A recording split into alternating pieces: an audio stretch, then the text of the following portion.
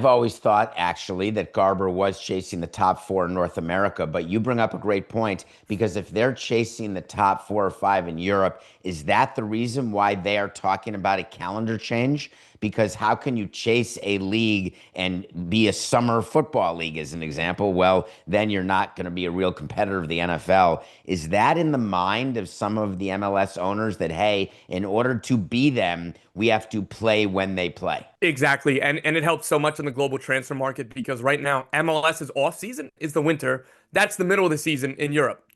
It is much more difficult to get transfers done when those two things aren't aligned. So in the summer right now, a lot of European clubs want to do the majority of their signings and departures right now.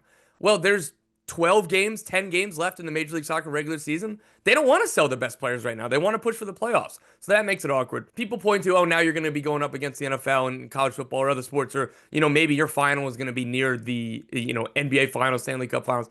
Well, last year, MLS Cup final was on a Saturday in December. It was Championship Saturday in college football. It went directly against Alabama versus Texas, and then I believe the Big Ten championship was the second half of the game.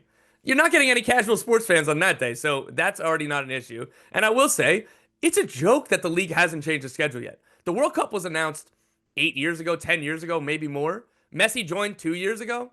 And the idea that they need to do more research and still continue to figure out whether they're going to change the schedule when the most obvious break for this was after the 2026 World Cup next summer, that is my biggest disappointment. The inaction and the inability to make a quick decision is what is slowing this league down.